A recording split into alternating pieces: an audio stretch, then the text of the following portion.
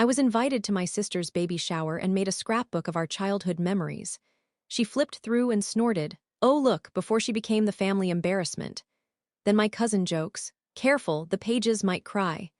Just as I got up to leave, my fiancé entered holding a box and said, "You forgot this." What he pulled out made my sister collapse. "Are you sure you want to go?" Henry asked me in the driveway, watching me tuck the scrapbook into the back seat. I smiled, or tried to. "It's her first baby. I'm not going for her. I'm going because I have to believe there's still something in this family worth showing up for." He didn't argue. That's the thing about Henry, he always knows when not to talk. But I could feel his doubt in the air between us. I grew up in Asheville, North Carolina, in a two-story colonial house with a wraparound porch and blue shutters that were always in need of paint. The kind of house that looked picture-perfect from the outside, but never felt like home. Talia, my older sister by 2 years, was the sun in that house. She lit up every room and everything orbited around her. From the time she was little, she could do no wrong. Cheerleading captain, honor roll, prom queen. My parents practically polished her like silverware they were proud to show off. I, on the other hand, was background noise. I wore black hoodies in summer, started journaling at 11, cried too easily, laughed at the wrong times. I was the phase my parents prayed I'd grow out of. When I didn't, they quietly gave up on me. Still, I clung to Talia. As little girls, we used to make blanket forts in the den and whisper secrets until we fell asleep. She once punched a boy for calling me ugly in 3rd grade. And I forgave her, again and again, even after she started leaving me behind. Emotionally, socially, and eventually, morally. The first real fracture came when I was 15. Peter, her boyfriend, the golden boy, captain of the basketball team, charming as hell and hiding a monster inside him. One night I came home and heard crying. Her door was cracked open, and I saw her face, swollen red with the imprint of a hand fading into her cheek. She begged me not to tell, and I didn't. I carried that silence for years. When I finally brought it up to our parents, years later, when I was maybe 19 and couldn't bear the weight of it anymore, they brushed it off. Said I was confused, said I must have misunderstood. That Peter came from a good family. Talia didn't correct them. That was the moment I realized she'd rather be believed than be saved. And I became the family liar.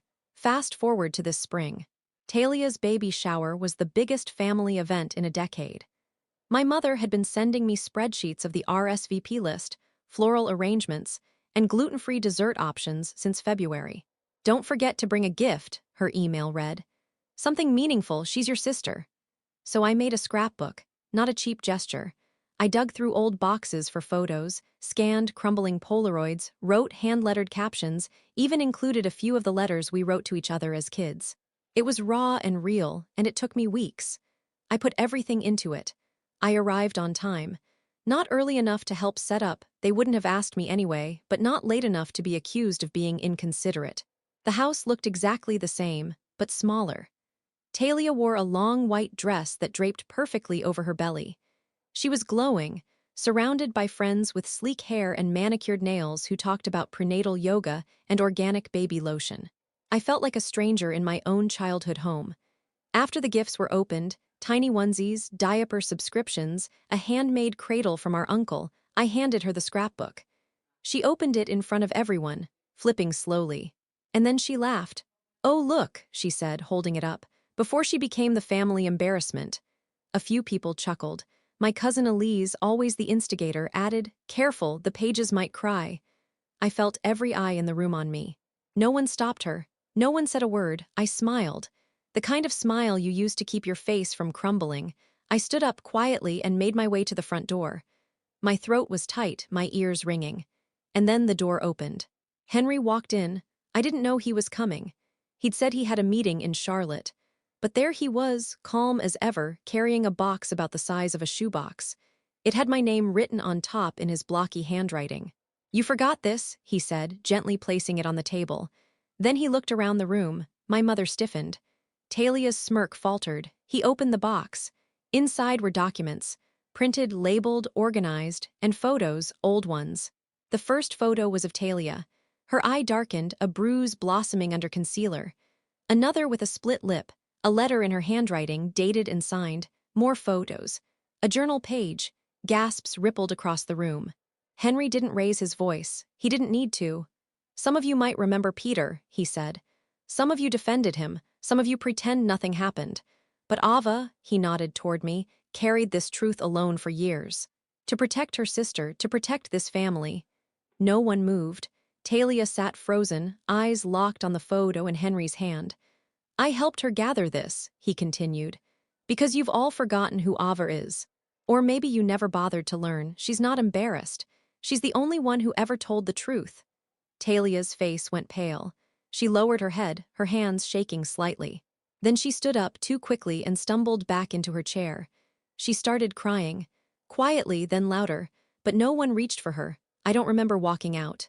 I just remember the wind on my face when I reached the driveway, and the warmth of Henry's hand finding mine. He didn't say, "I told you so." He didn't need to. I didn't go back inside. Later that night, I got a voicemail from Talia. Her voice sounded small, like the version of her I hadn't heard since we were kids. "I didn't know you still had those. I'm sorry," she said. "I never wanted you to tell me. But I shouldn't have let you carry it. I'm sorry." I didn't delete it, but I haven't called her back either. My father emailed the next morning, said he was sorry too, said he felt ashamed. He didn't ask for forgiveness. I didn't offer it. There's more I need to say. And maybe I will. But that baby shower marked the end of something I'd been trying to hold together for far too long.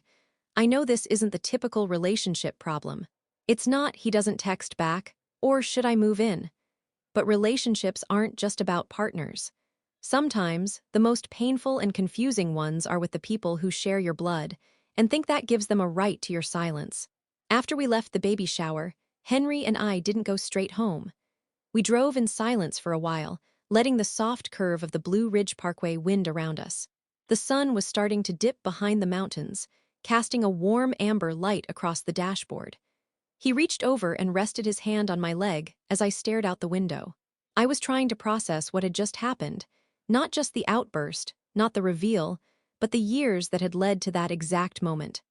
The layered weight of carrying other people's secrets, only for those same people to turn around and laugh in your face. I finally spoke. "Did you plan that?" Henry kept his eyes on the road. "Not exactly, I brought it just in case." "In case of what?" "In case they did what they always do." There was no malice in his tone, no satisfaction.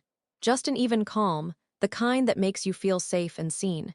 Henry has never been dramatic. If anything, he's the kind of person who thinks for too long before he speaks.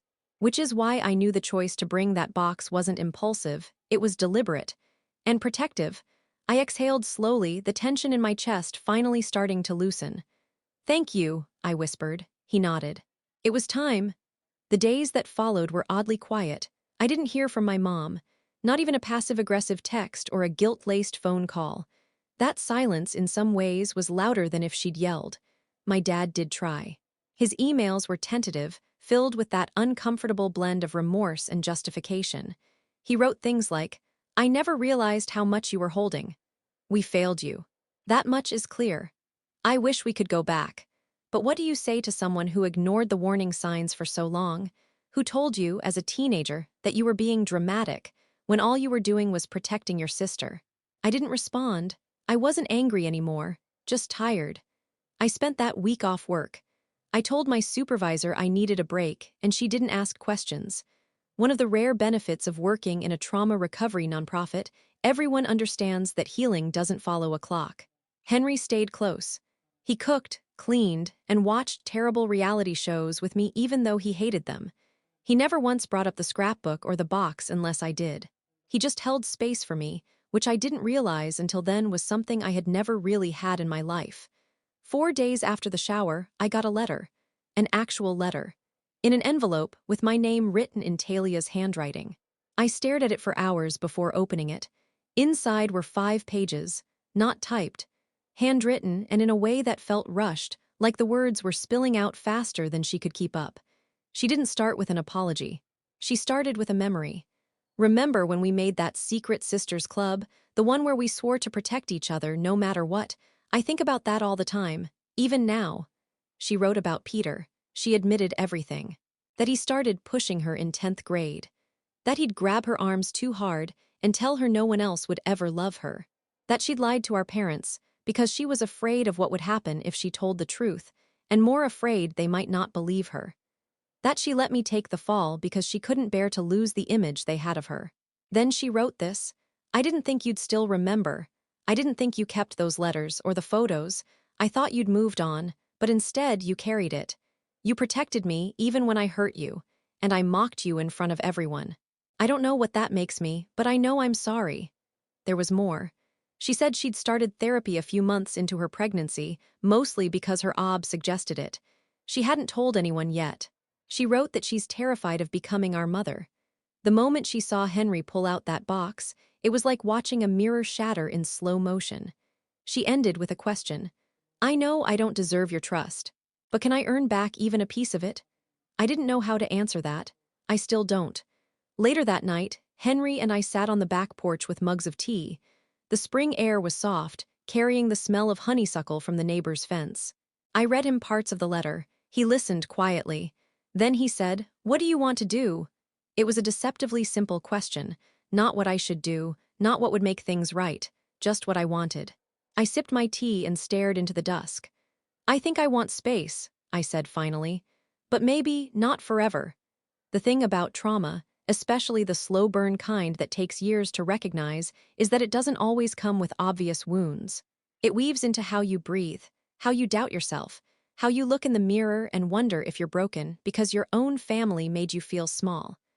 I didn't grow up in a household with yelling or violence. I grew up in a house full of silence, of expectations, of unspoken rules about who mattered and who didn't.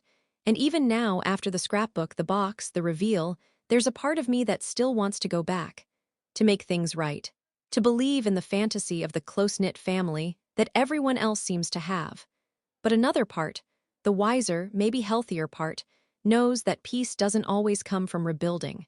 Sometimes it comes from stepping away and letting the past rest where it belongs. Still, I kept the letter. Not as a promise of reconciliation, but as proof that even people who hurt you can grow if they choose to. And that maybe, just maybe, I wasn't as invisible as I once believed. A few weeks after Talia's letter, I got a text from Elise, my cousin who'd made the careful, the pages might cry joke at the baby shower. It said, "Hey, I feel awful about what happened. We were all being jerks. Hope you're okay." I didn't reply. There was something freeing about that, not retaliating, not explaining myself, just letting silence do the heavy lifting for once. Meanwhile, Talia gave birth. My mother sent out a mass email, complete with a Google Drive folder full of newborn photos. June Elizabeth, 6 pounds, 10 ounces. The subject line read, "Our angel has arrived." She didn't call me, didn't even BCC me separately. She just assumed I'd care enough to click. I didn't, not at first. But curiosity got the better of me a few days later, and I peeked into the album. There were at least 40 photos. Talia in the hospital bed, her husband crying, our dad holding the baby.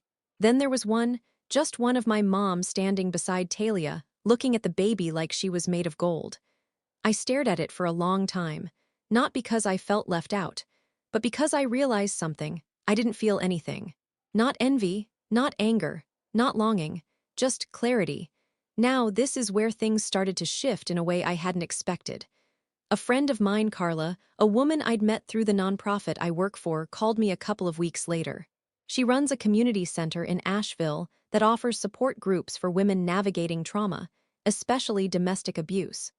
She said, "We're trying to put together a fundraiser/awareness campaign for survivors. Something rooted in real stories.